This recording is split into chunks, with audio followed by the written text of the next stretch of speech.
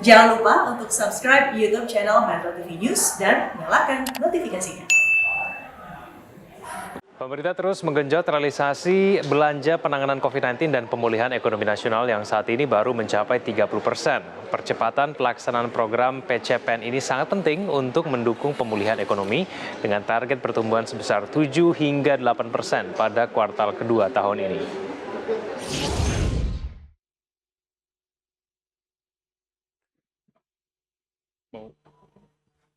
Pemerintah terus mendorong percepatan realisasi belanja program penanganan COVID-19 dan pemulihan ekonomi nasional atau PCPN untuk mendukung pertumbuhan ekonomi.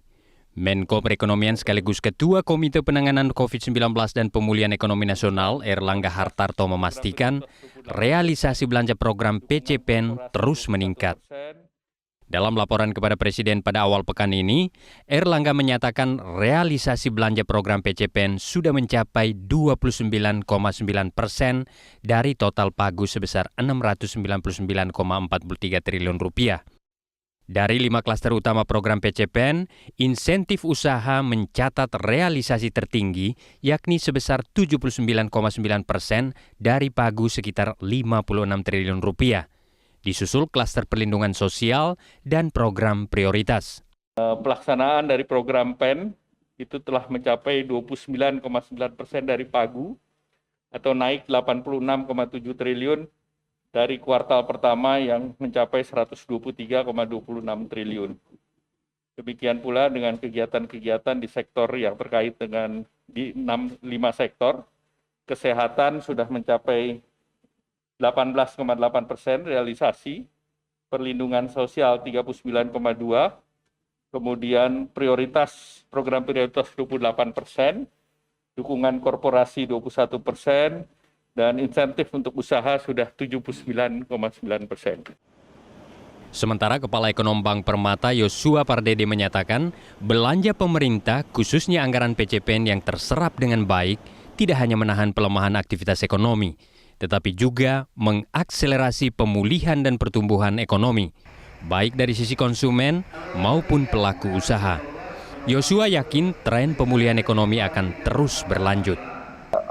Kami meyakini juga bahwa di kuartal kedua ini pertumbuhan ekonomi kita akan mulai kembali positif, ya. Artinya dan kedepannya ya ini pemulihan ini akan terus berlanjut, ya, karena tentunya yang menjadi kunci untuk pemulihan ekonomi jangka pendek tadi selain kebijakan stimulus, ya, kebijakan fiskal yang counter cyclical tersebut, tentu juga diperlukan adanya fokus pada penanganan COVID, yaitu yang menjadi kunci yang kita akan lihat khususnya dalam jangka pendek ini, ya.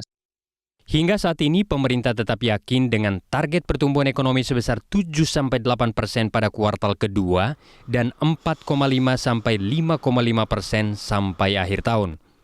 Keyakinan itu didasari tanda-tanda pemulihan saat ini seperti tercermin dari beberapa indikator utama ekonomi.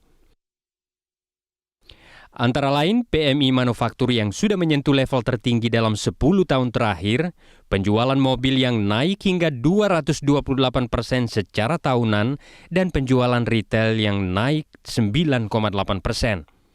Demikian pula indeks keyakinan konsumen yang sudah di atas 100% dan pertumbuhan belanja nasional yang naik 60,43%. Tim Liputan, Metro TV.